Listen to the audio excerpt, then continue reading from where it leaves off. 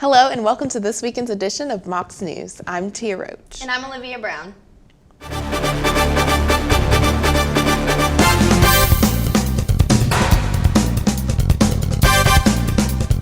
A Capitol police officer shot and injured a man who brought a weapon into the U.S. Capitol Visitor Center.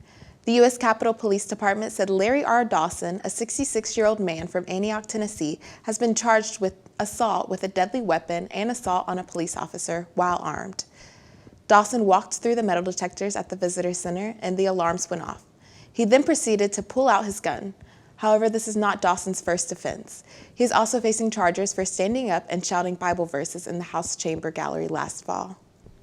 Shark Week is coming to campus. The Campus Activities Board is gearing up for their full week of events with the theme Shark Week. Cab Week will begin on Monday with the kickoff, and the week will end with the annual event Casino Night on Friday. So be prepared to see a shark costume walking around on campus to get students excited about the events. There will be plenty of performances, free swag, and a lot of fun for students to enjoy. Follow CAB on their social media at UTC CAB for updates on their events. Officials with the Tennessee University suspended a study abroad program for a group of students following the terrorist attacks in Belgium.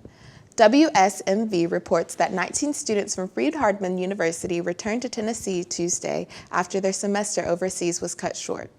The FHU president said the university canceled the trip after careful consideration. One of the first female astronauts came here to UTC. Dr. Ray Sutton came to UTC's Challenger Center. She talked to young students from across the Tennessee Valley. Sutton also got to see June Scobie Rogers, who helped start the center. Rogers is the widow of Challenger mission commander Dick Scobie. Sutton says she always dreamed of space travel growing up, and in 1977 she was named a NASA astronaut.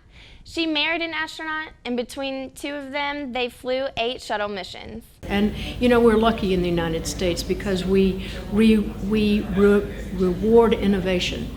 I think there are countries that, if people take chances and fail, it goes against them, and they don't want to try again. But here in the United States, people try and fail all the time.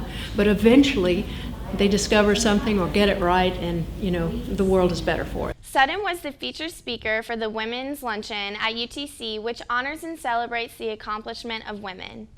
Students got a taste of the real world on Wednesday with the help of the Student Alumni Council. The event was called Real World 101 and served as senior send-off to incorporate educational tips for life after college. Students visited several roundtable discussions for a selected amount of time to find information in different areas of interest from careers, loans, health and fitness communication, and more. The idea of the event was to make the transition from college into the real world a little easier for students. Pizza and refreshments were also provided. The race for president, vice president, treasurer, and senators began this week for SGA. The elections began with the presidential debate with the presidential candidates on Monday. Graham Alexander, Philip Stubblefield, and Kelsey Weaver fought for the presidential position during the debate, focusing on topics such as diversity, parking, and sexual assault on campus. Throughout the week, SGA set up polls to get students to vote and voice who they want to see in SGA next year. The coalitions are kind of important. I like looking at each one, but I find a lot of the times they agree on the same thing.